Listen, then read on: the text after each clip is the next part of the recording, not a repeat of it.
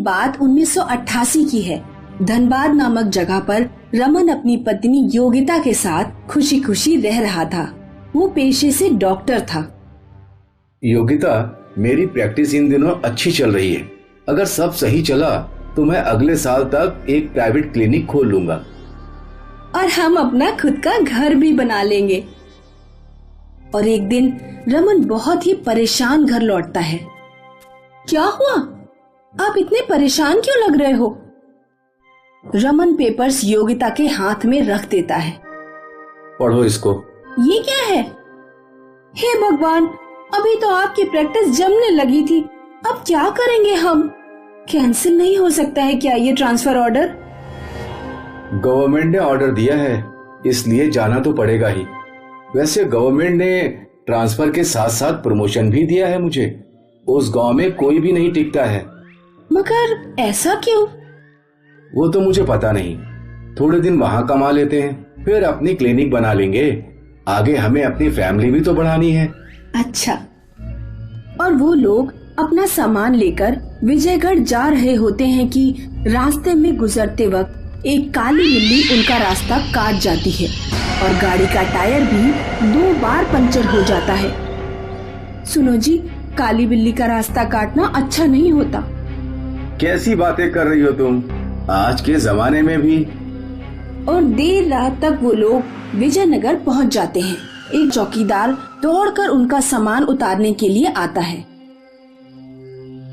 सलाम साहब, सलाम। सब सामान घर में पहुंचा दो। रमन, आसपास के घर खाली क्यों लग रहे हैं? अरे अभी दिन का टाइम है, सब तुम्हारा स्वागत करने के लिए बाहर थोड़ी खड़े रहेंगे। अरे मैंने तो ऐसे ही बोला। छोड़ो योगिता, ये भी कोई टाइम है सवाल जवाब करने का? अंदर चलो। जी। अगले दिन रमन अपने नए क्लिनिक पहुंच जाता है। वो स्टाफ से बातचीत करता है और सबसे बार बार जानने की कोशिश करता है कि आखिर वहाँ कोई भी डॉक्टर ज्यादा दिन क्यों नहीं टिकता। आज से सब नए रजिस्टर मेंटेन होंगे। Yes sir. और हाँ सिस्टर, ये पिछले डॉक्टर यहाँ से 2 महीने में क्यों चले गए थे? सर वो तो मुझे नहीं पता। कोई भी बता नहीं रहा।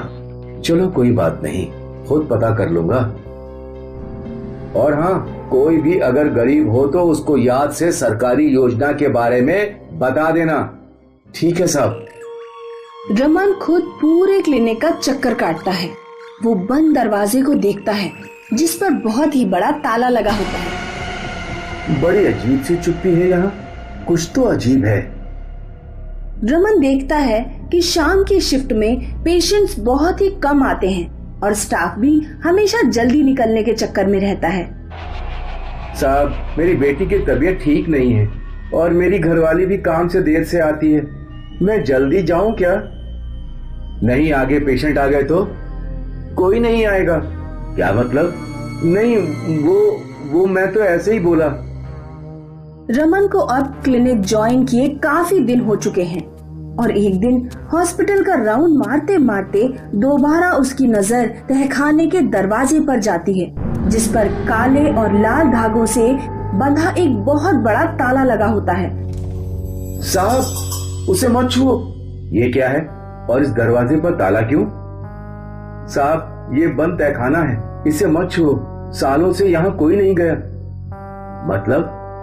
मतलब छोटा सा क्लिनिक है ना साहब, कभी जरूरत नहीं पड़ी ना खोलने की। मैं समझा नहीं साहब। छोड़ो, हर चीज समझने के लिए नहीं होती। कुछ दिनों बाद गांव में अचानक इमरजेंसी आती है और एक छोटे से फंक्शन में गलत खाना खाने से बहुत सारे लोग एक साथ बीमार हो जाते हैं। अचानक इतने सारे लोगों को हॉस्पिटल में भर्ती किया जाता है। डॉक्टर रमन सबको ओवर टाइम करने को बोलता है। रात को कुछ और मरीज जब एडमिट होने के लिए आते हैं तो बिस्तर की कमी पड़ जाती है। साहब, और मरीज अब हम नहीं रख सकते, हमारे पास इतने बेड और जगह नहीं है। कैसी बात कर रहे हो? वो तहखाना है ना, उसका ताला खोलो, जगह है उसमें, रखो सबको। तहखाना? नहीं साहब। नहीं, उसको मत खुलवाओ सर। चुपचाप मुझे चाबी दो, मैं खोलता हूँ उसका दरवाजा।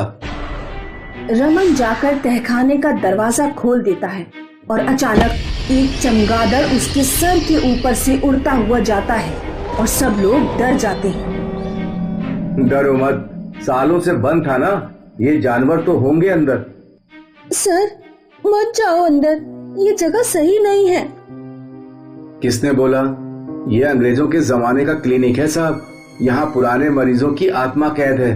कहते हैं अंग्रेज डॉक्टरों ने भारतीय मरीजों को यहाँ मरने के लिए छोड़ दिया था। अच्छा, तो इसलिए सब इतना डरते हैं इससे। डरो मत, आगे बढ़ो, वो सब तो मर चुके हैं ना। सर मगर उनकी आत्माएं आज भी यही हैं। कैसी बकवास कर रही हो? चुपचाप मेरे पीछे आओ, हमें इसको मरीजों के रखने लायक बनाना है। सब लोग डॉक्टर रमन के पीछे पीछे तहखाने में चल ही रहे होते हैं कि अचानक सभी लाइट्स ऑफ हो जाती हैं।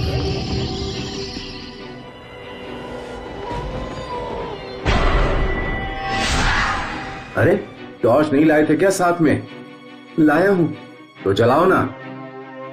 वार्ड बॉय टॉर्च जला ही रहा होता है कि तभी एक बड़ा सा पक्षी उड़ता हुआ आता है और टॉर्च को नीचे गिरा देता है और अचानक तेज तेज हवाएं चलने लगती हैं। अरे तहखाने में तेज हवाएं कैसे आई? सर हमने बोला था आपको यहाँ नहीं आने को। तभी अचानक वार्ड बॉय जोर से चिल्लाता है, साहब सामने देखो। सामने कुछ उल्टी लटकी परछाइयां दिखाई देती हैं जो सब तेजी से उनकी तरफ बढ़ रही होती हैं। सब कुछ गिरने लगता है। वार्ड बॉय और नर्स वहां से भाग जाते हैं और कोई साया आकर डॉक्टर को पीछे से पकड़ लेता है। छोड़ो, मुझे छोड़ो। नहीं छोड़ूंगा, आज तो फिर से आजाद हुआ हूँ मैं। डॉक्टर रमन जैसे तैसे अपनी जान बचाकर वहां से भागता है और बाहर आकर तहखाने को बंद कर देता है। और जैसे ही वो अपने क्वार्टर के पास पहुंचता है, वार्ड बॉय भी वहीं आ जाता है। बोला था ना मैंने साहब आपको, मत खोलो दरवाजा, अब फंस गए ना। तभी रमन की पत्नी भी भागी भागी घर से बाहर आ जाती है और रमन उसको सब कुछ बताता है। चलो यहाँ से, अभी चलो, नहीं रहना हमें ऐसी जगह, ऐसा काम भी किस काम का। अब चाहकर भी नहीं जा पाओगे यहाँ से, आपने वो दरवाजा खोल दिया है, अब आपको ही उसको बंद करना होगा फिर से। तो क्या करूं मैं, आप ही बताओ।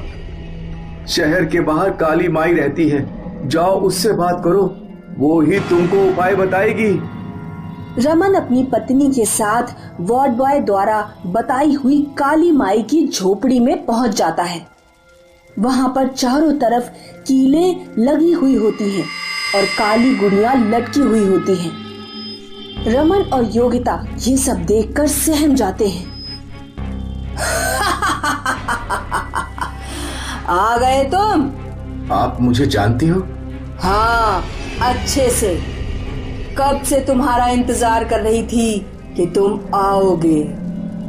वो तहखाना? हाँ, वो अस्पताल वाला तहखाना ना। मुझे पता है, तुमने खोल दिया। किसने बोला था तुमको? क्यों खोला? आराम से सो रही थी वो आत्माएं सब। आत्माएं? वो अंग्रेजों के वक्त से श्रापित था। वहां ना जाने कितने क्रांतिकारियों को अंग्रेजों ने इलाज कराने के बजाय जलाकर मार दिया था। तब से बंद था वो। मगर अब क्या करूं मैं? कुछ तो उपाय बताओ। हाँ, मुझे खुद जाना होगा अब वहां। अब एक एक आत्मा को फिर से मुक्ति दिलानी होगी। वो जगह फिर से उनके लिए छोड़ देनी होगी।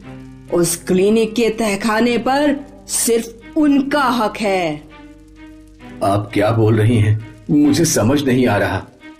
मैं तुझे समझाना भी नहीं चाहती। हमें उस तहखाने को वापस बंद करना होगा। कल चतुर्दशी की रात है और मुझे वहां ले चलना। ठीक है। और हाँ, थोड़े समय के लिए सबको बाहर भी भेज देना। और अगली शाम काली माई तंत्र मंत्र के सब साधन लेकर क्लिनिक पहुंच जाती है और तहखाने से जोर जोर से चीखने चिल्लाने की आवाजें आने लगती हैं। अचानक सब कुर्सियां और दरवाजे भी उल्टे लटक जाते हैं। ओम स्वाहा, ओम फट स्वाहा, ओम स्वाहा, ओम फट स्वाहा। कुछ परछाइयां आकर काली माई और रमन को पकड़ने की कोशिश करती हैं। ओम स्वाहा, ओम फट स्वाहा, ओम स्वाहा, ओम फट स्वाहा, ओम स्वाहा।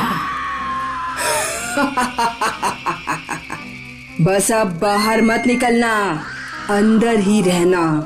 तुम्हारी बाहर कोई जरूरत नहीं है।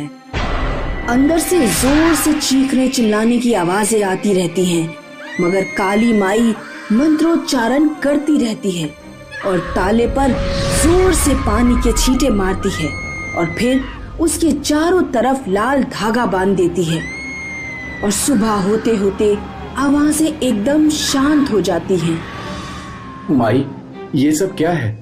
बस अब ये सब शांत हो गई हैं, कभी लौट कर नहीं आएंगी। काली माई और इस दरवाजे को दोबारा खोलने की कोशिश मत करना, वरना अगली बार ये काली माई होगी या नहीं ये मैं खुद भी नहीं जानती। रमन घर लौट आता है और अब भी डरा हुआ होता है। अब तो सब ठीक हो गया है ना, अब क्यों घबरा रहे हो आप? सब ठीक तो हो गया है युक्ता, मगर मैं उस क्लिनिक में अब कभी काम नहीं कर पाऊंगा। तो क्या डिसाइड किया है आपने? सोच रहा हूँ अब ये सरकारी नौकरी छोड़ देता हूँ, यहाँ से दूर चलते हैं, खुद का एक छोटा सा क्लिनिक खोल लेंगे और बार बार दूसरी जगह भी नहीं जाना पड़ेगा। और कुछ दिनों बाद रमन अपने परिवार के साथ वो गांव छोड़कर जा रहा होता है और दूर से तहखाने का दरवाजा जोर जोर से खुलने की कोशिश कर रहा होता है। ये साइंटिस्ट रमन है जो आज दुनिया के सामने एक बहुत बड़ी महामारी की मेडिसिन की घोषणा करने वाले हैं। लेकिन एक भूतिया साया इनका पीछा कर रहा है। पिछली रात से इनके साथ अजीबोगरीब चीजें हो रही हैं।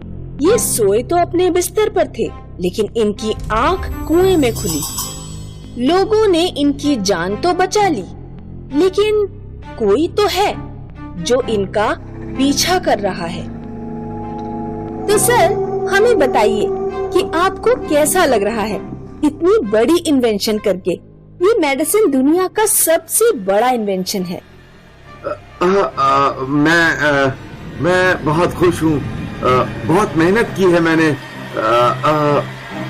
साइंटिस्ट रमन बोल रहे थे कि कोई साया उनके आसपास मंडराने लगा।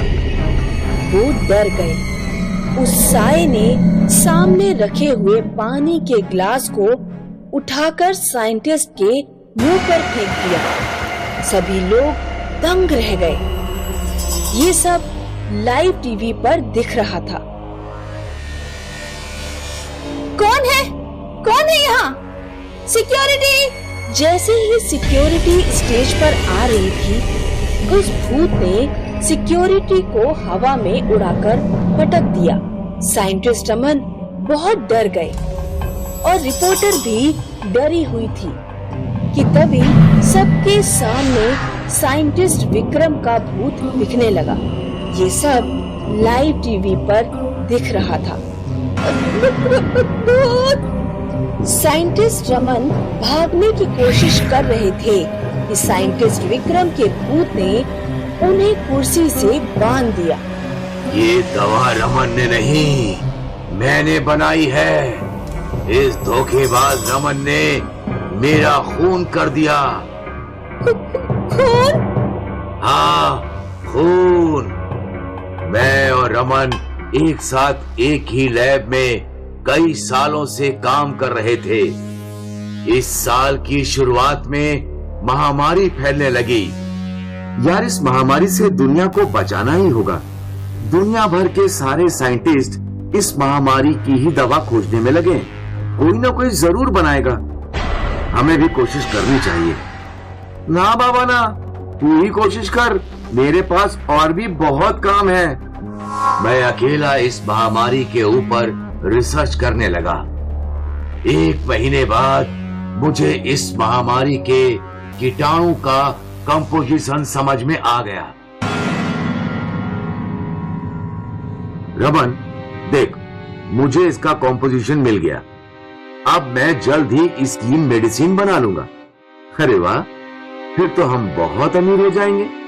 ये मेडिसिन किसी बड़ी कंपनी को बेचकर हम दुनिया के सबसे अमीर साइंटिस्ट बन जाएंगे। नहीं यार, ये हम गवर्नमेंट को देंगे। वो क्यों? किसी बड़ी कंपनी को बेचेंगे तो उस दवा की कीमत बहुत ज्यादा होगी और आम लोग इसे नहीं खरीद पाएंगे।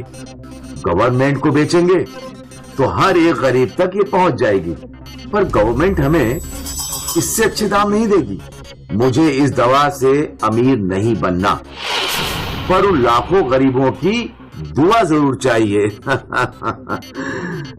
मैं बहुत खुश था कि मैं मेडिसिन बनाने के बहुत नजदीक था, लेकिन मुझे क्या पता था, जिसे मैंने दोस्त समझा था, वो मेरे पीछे षड्यंत्र रच रहा है। रमन ने एक बड़ी कंपनी से हाथ मिला लिया था। उसे बहुत सारे पैसे मिलने वाले थे। तब से रमन मेरी हर हरकत पर नजर रखने लगा। वो अक्सर मेरी टेबल पर ताक झांक किया करता था। क्या ढूंढ रहे हो? कुछ नहीं, बस यहाँ कुछ गिरने की आवाज आई थी तो देखने चला आया कि कहीं कुछ टूटा तो नहीं। यहाँ तो कुछ गिरा नहीं है, शायद कहीं और से आवाज आई हो। हाँ, हो सकता है। मैं अपने काम में जुटा रहा और लगभग 15 दिन बाद मैंने वो मेडिसिन बना ही ली। Yes, I did it. I knew I would do it. क्या हुआ? आखिर मैंने वो मेडिसिन बना ही ली। फाइनली। मैं अभी जाकर न्यूज में ये अनाउंस करता हूँ। रुक जाओ, थोड़ा आराम से। ये इस सदी का सबसे बड़ा इन्वेंशन है। इसके अनाउंसमेंट के लिए बहुत सारी तैयारियां करनी होंगी। कैसी तैयारियां? गवर्नमेंट को इन्फॉर्म करना होगा, न्यूज वालों को भी पहले से इन्फॉर्म करना होगा। तो रुक, मैं सबसे बात करके आता हूँ, फिर मैं तेरे साथ चलता हूँ न्यूज चैनल के ऑफिस। ठीक है? रमन ने किसी से फोन पे बात की और फिर मेरे पास आया। हमें अभी गवर्नमेंट लैब इस मेडिसिन को ले जाना होगा। पर क्यों? उसका प्रोसेस है। चल लैब। मैं रमन के साथ उसकी कार में बैठ गया। रमन मुझे गवर्नमेंट लैब ले जाने के बदले किसी सुनसान फैक्ट्री में ले आया। वो कहाँ ले आया? अभी पता चल जाएगा। बाहर चल। मैं कार से उतरा और तुरंत 2 गुंडों ने मुझे पकड़ लिया। उनमें से एक गुंडे के हाथ में चाकू था। दोस्त ने मेरे गले पर घुमा दिया और मैं वहीं मर गया। उसके बाद इस हरामखोर ने उस कंपनी वाले को दवा का सारा फॉर्मूला दे दिया और बहुत सारे पैसे ले लिए। मैं चाहता तो कल रात ही इसे मार देता, लेकिन मैंने इसे मारा नहीं, क्योंकि मैं दुनिया को सच बताना चाहता था। ये धोखेबाज है। इसने इस दवा के लिए मेरा खून कर दिया, लेकिन अब मैं इसे नहीं छोड़ूंगा। और भूत ने रमन को गर्दन से उठा लिया। रमन छटपटाता रहा और तड़पते तड़पते रमन मर गया। साइंटिस्ट के भूत का बदला दुनिया भर ने लाइव टीवी पर देखा। अगले दिन न्यूज चैनल में यही न्यूज थी। उस कंपनी के मालिकों को पुलिस ने पकड़ लिया और एक प्रेस रिलीज में गवर्नमेंट के ऑफिशियल्स ने डिक्लेयर किया, ये मेडिसिन जो लेट साइंटिस्ट विक्रम ने बनाई है 100% इफेक्टिव है इस महामारी को दूर करने के लिए। We salute late scientist Vikram for his contribution towards this society.